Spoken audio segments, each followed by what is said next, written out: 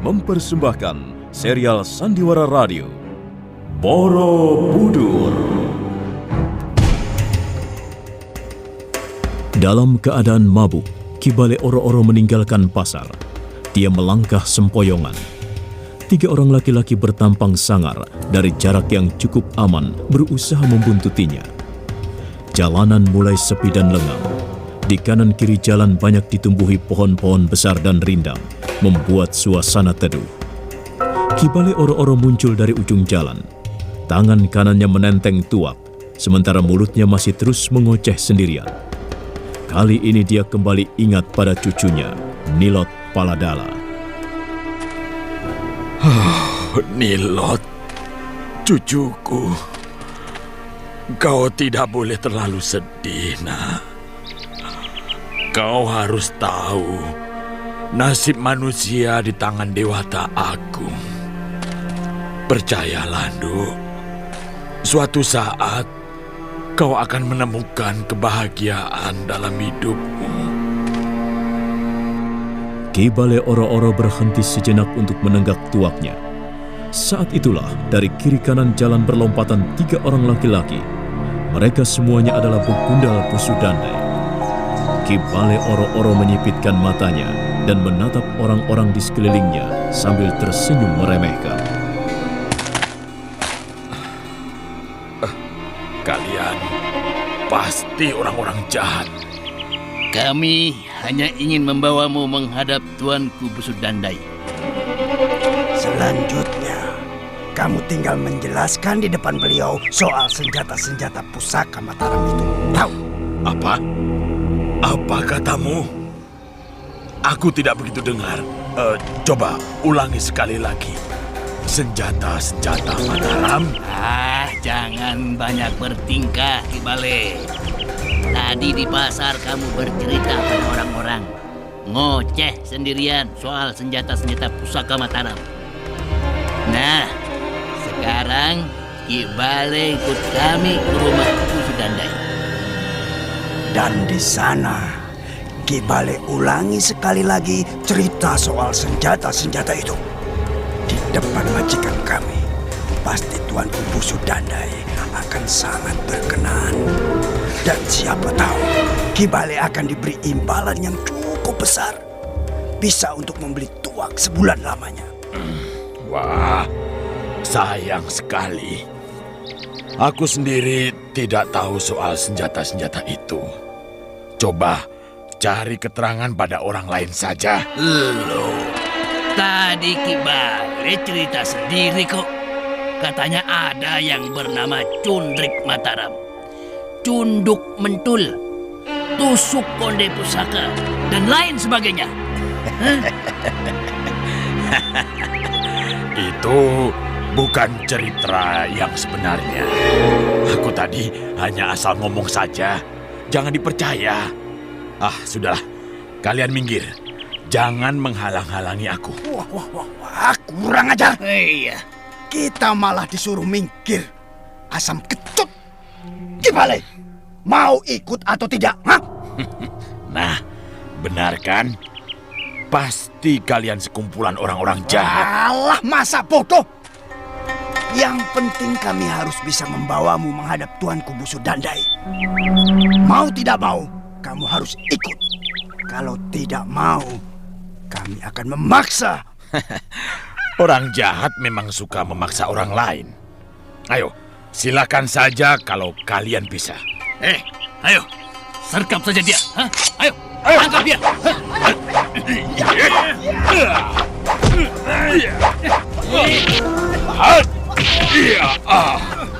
5 orang Begundal Pusudandai segera menyergap hampir bersamaan. Ki Bale Oro-Oro, walaupun dalam keadaan mabuk, bisa dengan mudah menghindari serangan yang datang secara beruntun itu.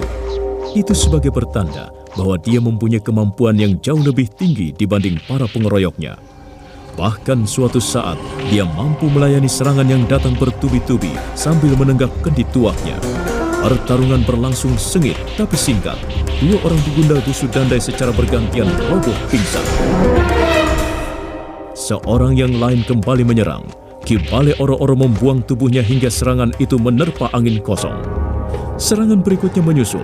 Si begundal meraung keras karena sebuah tendangan di bagian perutnya. Ki Bale Oro-Oro kembali menenggak tuaknya setelah menarik napas lega. Apa kataku? Pasti mereka ini orang-orang jahat. Apa dunia ini sudah begitu tua usianya? Sudah rapuh. Di mana bibit-bibit kebaikan susah lagi disemaikan. Sekarang di mana-mana ada saja orang jahat. Malam turun perlahan bagaikan jubah seorang pendeta beraliran sesat dikembangkan. Rumah Busu Dandai sepi lengang. Hanya tampak beberapa orang prajurit jaga mondar-mandir di halaman. Busu Dandai duduk di ruangan pendopo, sementara 2 orang begundalnya yang disusupkan untuk menjadi pekerja bangunan wihara baru saja memberikan laporan. Busu Dandai tampak kurang puas mendengar apa yang baru saja disampaikan kaki tangannya. Kalau saja tidak ada yang mendorong, pasti Gunadarma sudah tewas, Tuan Busu. Batu yang kami gulingkan dari atas beratnya tidak kurang dari 100 kati. Iya. Betul, Tuan. Tapi akibatnya orang itu sendiri yang celaka. Kaki kanannya ya boleh dikatakan remuk, Tuan. Cukup. Aku tidak menyuruh kalian mencederai orang lain. Sasaran utamanya Gunadarma. Aku tidak mau tahu soal orang lain mendapat celaka. Maksud kami sudah berusaha sebaik-baiknya, Tuan Busu. Kami bahkan sempat ditangkap dan ditanya macam-macam. Ya, untung saja kami bisa berkelit, Tuan Busu. Kalian tidak menyinggung-nyinggung namaku, bukan? Oh, sama sekali tidak, Tuan Busu. Mana mungkin kami menyeret-nyeret Tuan Busu Dandai. Baiklah, cukup. Apapun yang kalian kemukakan tidak membuat tugas yang gagal menjadi berhasil. Bukankah sampai sekarang Gunadarma masih segar bugar? Benar, Tuan Busu. Kalian berdua boleh pergi sekarang. Baik, Tuan Busu. Tunggu sebentar. Iya, Tuan, ada apa? Bagaimana 3 orang pendekar yang kalian janjikan? Tuan Busu, mereka sudah siap untuk menjalankan tugas. Mereka para pendekar bayaran yang tangguh. Pasti tidak akan mengecewakan Tuan Busu. Suruh kemari secepatnya. Baik, Tuan Busu. 2 orang begundal melakukan sembah, kemudian bergegas meninggalkan ruangan pendopo. Busu Dandai masih tetap duduk di tempat semula. Wajahnya tengadah ke arah langit-langit ruangan. Matanya menyipit, sementara bibirnya yang tipis sedikit bergerak-gerak. Dia bergumam sendirian, lirih, hanya untuk dia sendiri.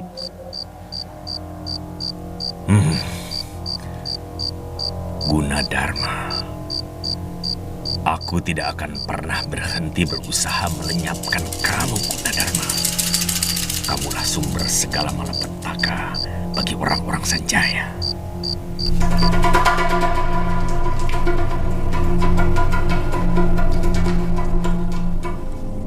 Ratna Lumbini tidur tengkurap di atas ranjang. Rambutnya tergerai ke bawah menyentuh lantai. Wajahnya kelihatan cemas. Memang dia telah melanggar janjinya pada orang tua. Ketika Busu Tarai dan istrinya sedang pergi, dia nekat keluar melalui daun jendela. Selanjutnya kembali dia mengadakan pertemuan gelap dengan Risang Janaka. Walaupun sudah berhati-hati, namun kaki tangan Busu Tarai tak lepas mengamati gerak-geriknya. Ratna Lumbini buru-buru bangun ketika pintu ruangan bilik terbuka. Busu Tarai dan istrinya melangkah masuk. Tanya saja sendiri, Kakang Busu. Tanya dari mana dia seharian. Pulang sampai larut malam begini. Lumbini? Iya, Ayah Busu. Aku tahu apa yang kamu lakukan. Aku banyak mempunyai mata dan telinga. Tahu nggak? Kaki tanganku puluhan orang. Ya, mereka ku sebar kemana-mana untuk mengawasi kamu. Sekarang jawab dengan jujur. Apakah kamu baru saja mengadakan pertemuan gelap lagi dengan si Risang Janaka itu? Ayo jawab. Jawab saja terus terang, Lumbini, supaya ayahmu tidak semakin marah padamu. Benar, Ayah. Lumbini, kemana saja kamu dibawa pergi sama laki-laki itu, ha? Kami hanya jalan-jalan, Ayah. Kami naik kuda di pinggiran istana. Kami tidak pergi jauh-jauh dan kami tidak melakukan apa-apa. Dari mana kami tahu bahwa kalian tidak melakukan apa-apa? Pernyataan tolol. Ayo, sekarang katakan, mengapa kamu mau saja dibawa sama Risang Janaka itu? Apa kamu sudah tidak ingat lagi pada petua, nasihat dan peraturan di dalam keluarga kita ini? Dia pernah mengatakan, katanya dia cinta pada laki-laki itu, Kakang Tarai. Benar kamu cinta pada Risang Janaka ya? Kamu tahu tidak siapa itu Risang Janaka? Dia terkenal dengan sebutan Dewa Pemikat Sukma. Luar biasa hebat itu pemuda.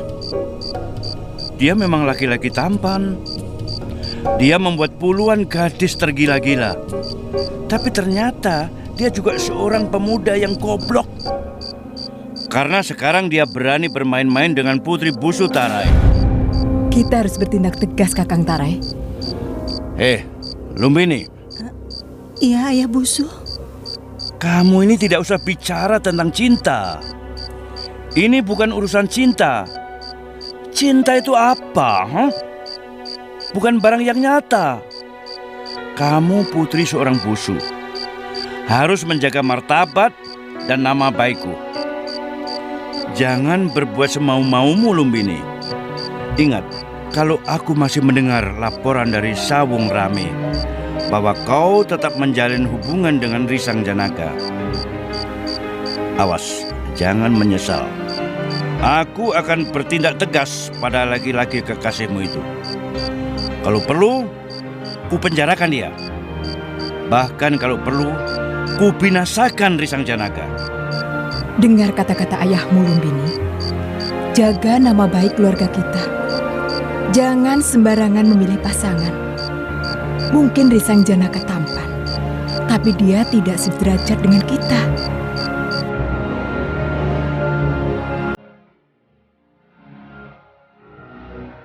Rumah Puwadang berdiri di tengah-tengah pekarangan yang cukup lega. Bahan-bahannya terbuat dari kayu-kayu sederhana. Ada beberapa macam pohon buah tumbuh di sekitar pekarangan tersebut. Di bagian sudut tampak sebuah puri sesaji yang terbuat dari batu-batu kali yang tersusun rapi. Sebuah arca siwa berdiri di bagian dalam puri. Puwadang membersihkan lantai puri dari kotoran daun-daun kering. Setelah membuang sampah di sudut halaman, dia bergegas ke belakang melewati sebuah kandang ternak. Di samping rumah, dia berpapasan dengan Risang Janaka, anak laki-lakinya, anak tunggalnya. Oh iya. Sebentar Janaka. Aku mau bicara denganmu. Soal apa ya? Soal kamu. Ada apa dengan saya? Kalau kamu masih suka main-main perempuan, merayu gadis-gadis belum juga kapok, suatu saat nanti kamu benar-benar kena batunya. Kamu bisa dibakar atau dirajam batu sampai mati, tahu? Saya tidak pernah main perempuan, Ayah. Tidak pernah merayu gadis-gadis. Mereka yang mengejar-ngejar saya. Tapi kamu harus berusaha menghindarinya. Saya harus berusaha. Tapi mereka tidak mau ngerti, Ayah. Mereka terus membuntuti saya. Mengejar-ngejar saya. Merengek-rengek di depan saya. Apapun yang mereka lakukan, kamu tidak boleh menuruti keinginan mereka, Janaka. Itu perbuatan dosa, perbuatan terkutuk. Kamu sama saja dengan menyemaikan bibit penyakit. Nyawamu sendiri nanti bisa terancam. Nah, sekarang saja sudah ada tanda-tandanya. Jangan dikira ayahmu ini tidak tahu, Janaka. Kamu menjalin hubungan gelap dengan putri seorang Busu. Ayo, jangan mungkir. Sudah banyak yang melihat kelakuanmu itu. Ingat Janaka, kali ini perbuatanmu benar-benar berbahaya. Kamu tahu kan artinya putri seorang busu? Ratna Lumbini. Ayahnya adalah seorang pejabat kerajaan. Setiap saat dia bisa mengerahkan prajurit-prajurit Mataram untuk membinasakanmu. Ayah tidak tahu persoalannya. Ayah sudah mendengar berita itu. Orang-orang kampung semua bercerita. Itu pun bukan kemauan saya. Saya tidak mempunyai perasaan apa-apa pada gadis itu. Dan sekarang saya disalahkan. Janaka! Tunggu Janaka! Maaf ayah, saya tidak mau bicara lagi soal ini. Janaka! Sini kamu! Maaf ayah! Bocah edan!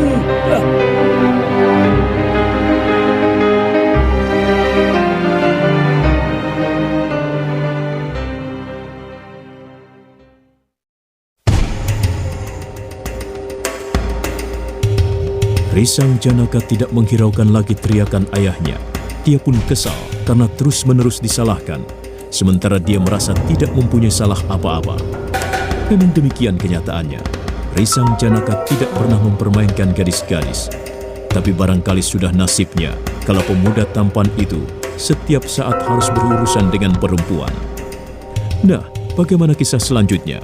Apa yang akan terjadi dengan Risang Janaka dan Ratna Lumbini? Dan bagaimana dengan pembangunan wihara setelah kecelakaan tempo hari? Saudara pendengar, ikuti terus serial Borobudur dalam Cundrik Mataram. Sampai jumpa.